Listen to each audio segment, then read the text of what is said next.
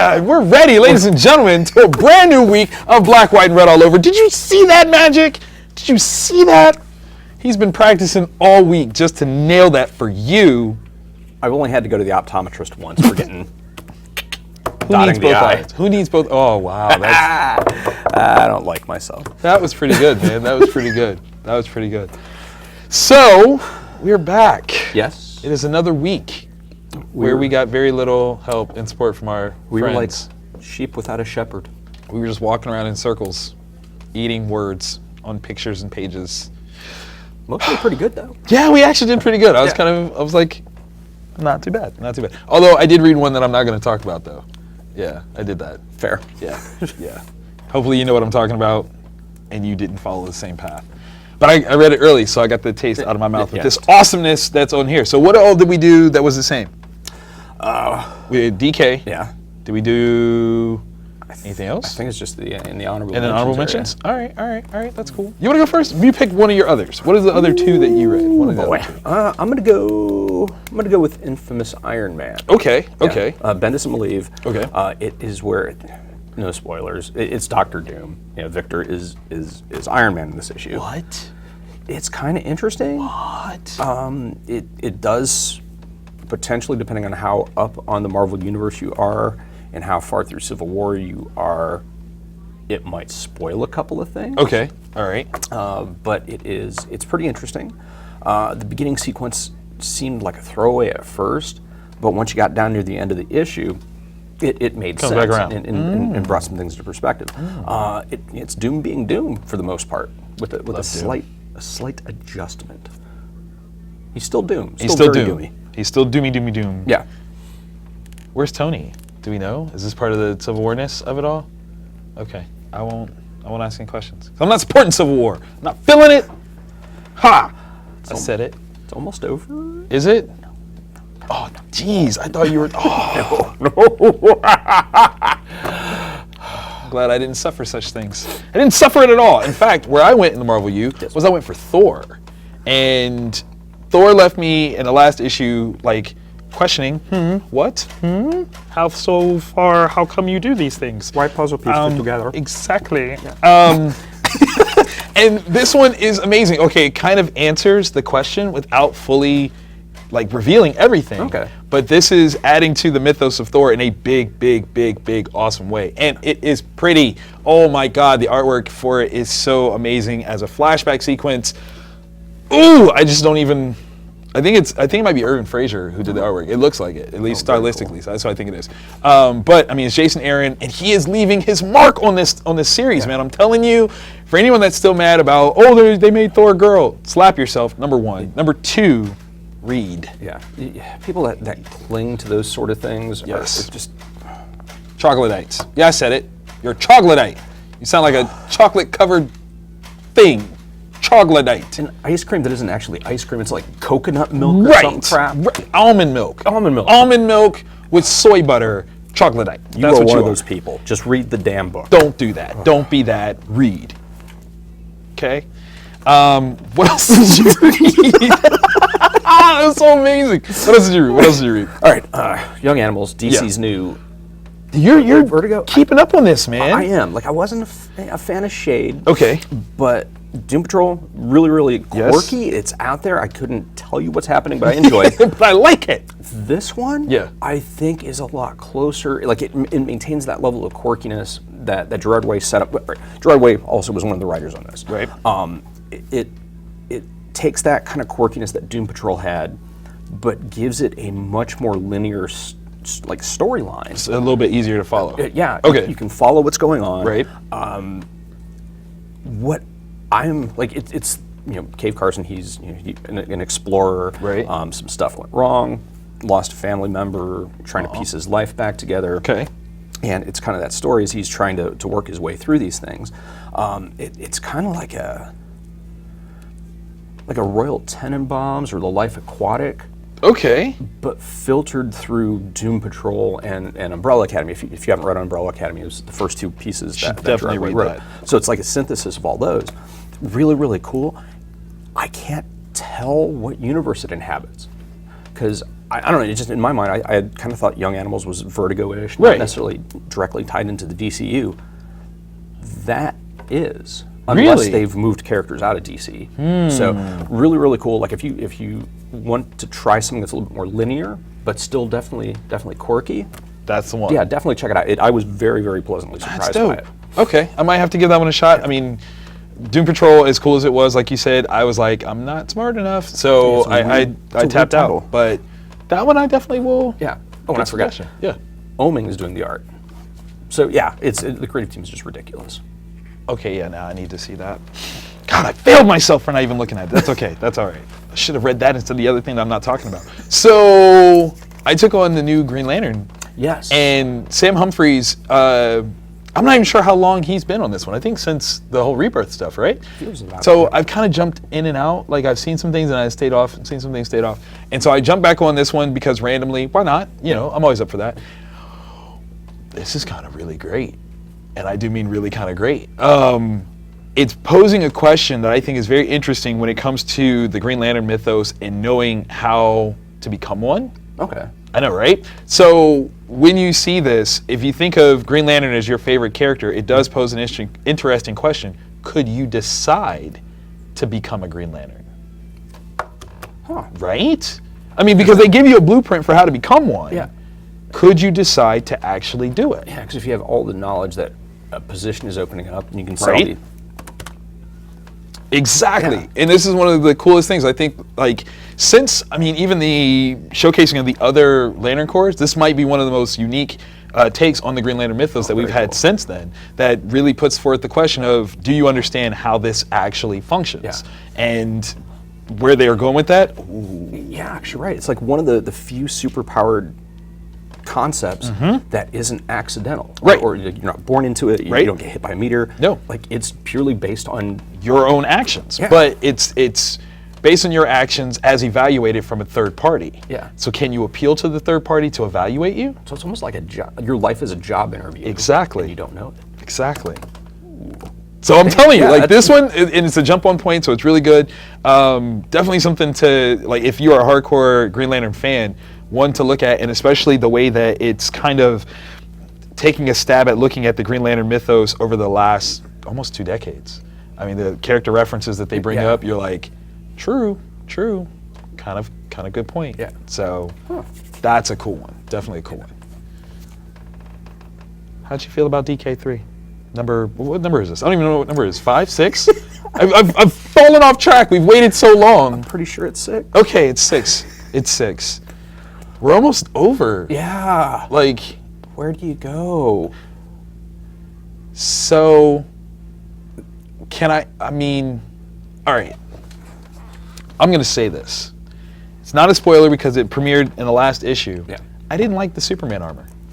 It was clunky. It was super clunky, and it was like they were trying to like achieve the same iconic representation that the Batman armor has definitely had for 30 years, and it didn't. Yeah, it came at across all. like like if you mix steel Right? and like the Juggernaut, kind of just Yeah. But not in a cool way. yeah. Yeah, no. It's one I. It's like a bad Gigantor version of Superman. Yeah. Yeah. I didn't like it. Yeah. I didn't like it at all. Like that was there.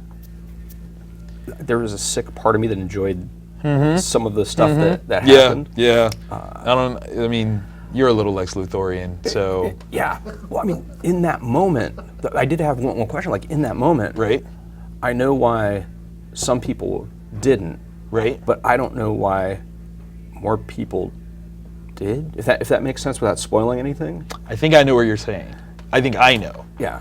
You'll have to read it to Yeah, find out. you definitely have to read it. That is a good question. Yeah. That is a really good 'Cause question. You're looking at that as a whole. Right. Yeah, you only get first and So goal long. on the 1 yard Yeah, line yeah. so many Yeah, times. before then it's, yeah. You just give the ball to Marshawn Lynch. Okay, I'm just going to be honest. And you just run up the middle. There it is. Good. That's a good one. Now, I felt feelings about the mini comic. I felt Yeah. like that should not have been a mini comic. That could have been explored. That could have been this entire issue. It could have been its own series.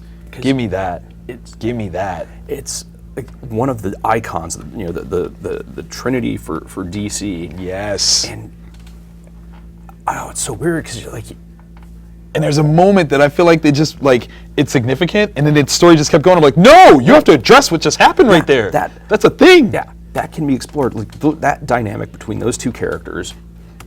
Oh my gosh, because I mean, there's so many like feelings from one person directed at the other for what they did, and then also vice versa. That's all I'm saying. That's all I'm saying. There's a lot more. I feel like that one was one that they're like, okay, let's just tell it. But this is not one to just go hurry up and tell. No, not at all. This is at a minimum 28 pages. At a minimum. Yeah. Oh my gosh. 64 page, please. Flashbacks to earlier in their lives. So amazing. Yeah. And then what it means when the thing that I was talking about happens. Yeah. Like, what does that mean? What's the truth of that? Yeah. Like that's. Yeah. You have to read it to know what we're talking about. Yeah. This one is not. It's not bad. I just feel like the bar has been set so high. Yes, that it almost just couldn't quite. Oh, you're so close. Yeah. Gotta be a little quicker. Like it just wasn't there. Yeah. It wasn't there. So we'll see what the last issue brings. Yeah, I want to. Where do you? Right? I cannot say it. Yeah. No. Because where do you go? Yeah. Yeah. I understand. I hear what you're saying without you saying those things. Yeah. Okay, it's time for the honorable mentions. So honorable mention wise, we've got, one that's the same, and then we go different places. Yes. But you have some explaining to do with one of yours. So I need to understand, you got Kiss #1. Yes. But not only do you have it, there's at least two incentive copies that are signed by whom? Paul Stanley and Gene Simmons. All right. I don't often order with my heart. I don't often go deep on music-based comics. Right? I just don't. You didn't do that for Slayer, man. Oh. The new one coming up by Dark Horse. I am 100% on board. Okay. And I would love to interview the Dark Horse team and Slayer about this because later today I'll tweet out all my Slayer merchandise that I've got at the shop, like autographs and stuff. So amazing. But predating Slayer as one of my loves was Kiss. To me, is equally influential to me as Black Sabbath. Right. And there was a 1 for 50 variant cover that was autographed. 1 for what? 1 for 50. So if you need any and your shop doesn't have any, hit me up because I've got stacks. And it's kind of interesting. It's a post-apocalyptic world. Okay. We'll be honest, a lot of Kiss comics have not been good. The Image run, the early one was actually pretty solid. Yeah. This one, it was entertaining. I'm interested to see where it goes. It's like a post-apocalyptic world, almost like a Logan's Run kind of vibe going on. Okay. And there are a ton of Easter eggs for Kiss fans, like references and little pictures here and there.